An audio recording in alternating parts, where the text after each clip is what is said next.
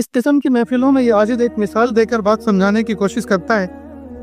ایک باپ اگر کسی کمپنی میں فیکٹری میں کام کرتا ہو، سائیکل چلا کے روزانہ وہاں جاتا ہو، ایک روز کمپنی کا مالک اس کی کارکردگی سے خوش ہو کر 1,00,000 روپے کا چیک اس کو انعام میں دے اور کہ بھائی کمپنی آپ کی وقت کی پابندی سے اور آپ کی کارکردگی سے، آپ کی محنت سے خوش ہے، لہٰذا ہم خوش ہو کر آپ کو 1,00,000 روپے کا گفٹ دیتے ہیں، تو وہ اس کو دونوں ہاتھوں سے ریسیو کرے گا، قبول کرے گا اور محبتوں کے ساتھ جیب میں رکھے گا، اور اس دن دوپہر کا کھانا بھی اس کو اچھا نہیں لگے گا۔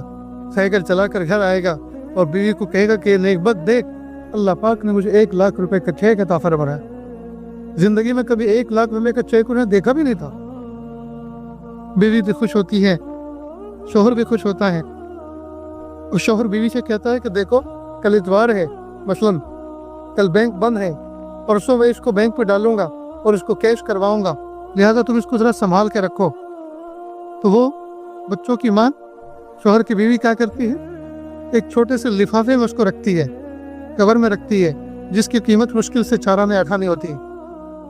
پھر اس لفافے کو ایک تھیلی میں رکھتی ہے جس کی قیمت مشکل سے روپیہ ہوتی ہے۔ پھر اس تھیلی کو ہینڈ پرس میں رکھتی ہے جس کی قیمت 100-200 روپے ہوتی ہے۔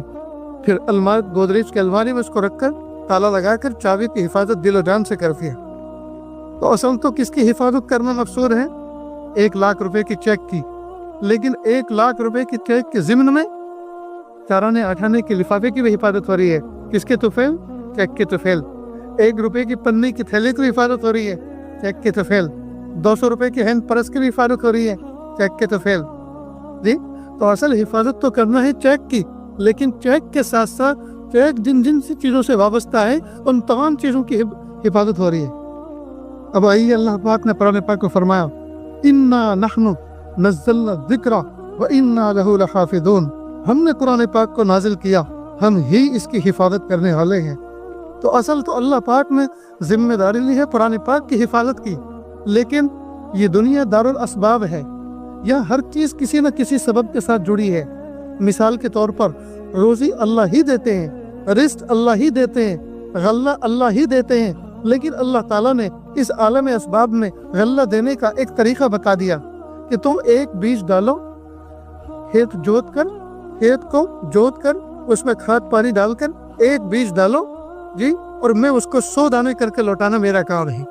تو اگر غلہ چاہیے تو دینے والی ذات تو اللہ ہی کی ہے، لیکن اللہ نے ترتیب یہ بنائی کہ آپ زمین میں ڈالو، ایک ڈالو میں 100 کر کے واپس لوٹاؤں گا۔ تو غلے کے لیے اللہ پاک نے زمین کو جوتنا اور بونا اس کو سبب بنا دیا۔